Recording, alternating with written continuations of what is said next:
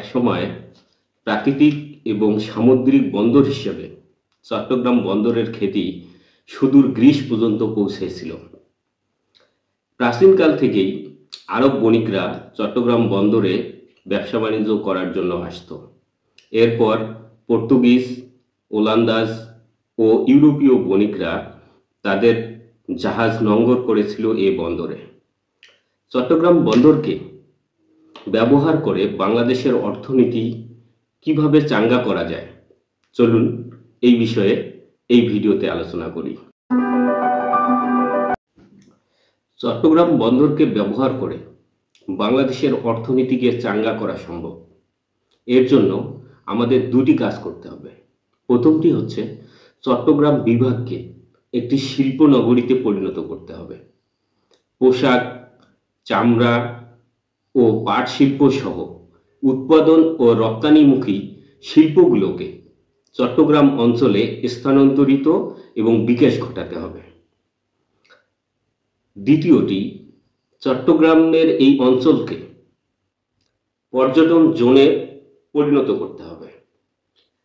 চট্টগ্রামের বিশেষ করে পার্বত্য চট্টগ্রাম এবং কক্সবাজার অঞ্চলে সমুদ্রের আশেপাশের এই অঞ্চলকে বিশেষভাবে পর্যটন কেন্দ্রে পরিণত করা সম্ভব।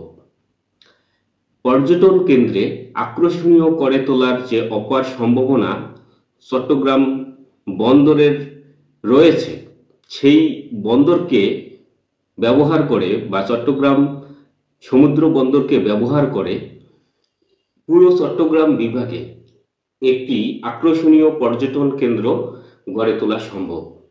আমরা যদি এই দুটি কাজ করতে পারি, তাহলে চট্টগ্রাম বিভাগের অর্থনৈতিক উন্নয়ন এবং বাংলাদেশের অর্থনৈতিক উন্নয়নের যে কাঠামো রয়েছে, সে কাঠামো পাল্টিয়ে দেওয়া সম্ভব। চট্টগ্রাম সামুদ্রিক বন্দরকে বাংলাদেশের হৃৎপিণ্ড বলা হয়। এই হৃৎপিণ্ডকে যদি আমরা সঠিকভাবে ব্যবহার করতে পারি এবং গড়ে তুলতে পারি, তাহলে শুধু বাংলাদেশ নয়, দক্ষিণ এশিয়ার অনেক অঞ্চল এই বন্দর থেকে উপকৃত হবে এবং তাদের অর্থনীতি চাঙ্গা করতে পারে। যেমন নেপাল, ভুটান এবং ভারতের সেভেন সিস্টার সহ চীন এই বন্দরকে ব্যবহার করে তাদের অর্থনীতিকে পুরোপুরি পরিবর্তন করে দিতে পারবে। সেই সাথে বাংলাদেশের অর্থনীতিও চাঙ্গা হবে।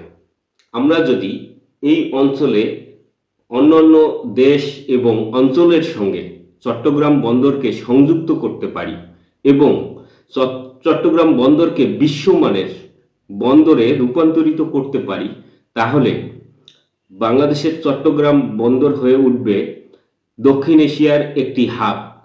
এই হাবকে কেন্দ্র করে ব্যবসা বাণিজ্যের প্রসার সহ অর্থনীতির ক্ষেত্রে গতি আসবে। এভাবেই যদি চট্টগ্রাম বন্দরকে সুব্যবস্থাপনার মাধ্যমে আধুনিকায়ন করা যায় এবং পণ্য পরিবহন থেকে শুরু করে রপ্তানি, আমদানি সকল ব্যবসা বাণিজ্য এই অঞ্চলে প্রতিষ্ঠিত হয়, তাহলে দক্ষিণ এশিয়া তথা বাংলাদেশ এবং বাংলাদেশের আশেপাশের যে অঞ্চলগুলো রয়েছে, সেই অঞ্চলগুলোর ব্যাপক উন্নতি সাধিত হবে এবং অর্থনীতিতে এর অবদান হবে সুদূর প্রসারী। তাই বাংলাদেশের চট্টগ্রাম বন্দরকে দক্ষিণ এশিয়া তথা এশিয়ার বিশ্বমানের বন্দর হিসেবে প্রতিষ্ঠিত করার যে উদ্যোগ বর্তমান অন্তর্বর্তী সরকার গ্রহণ করেছে, তা প্রশংসার দাবিদার।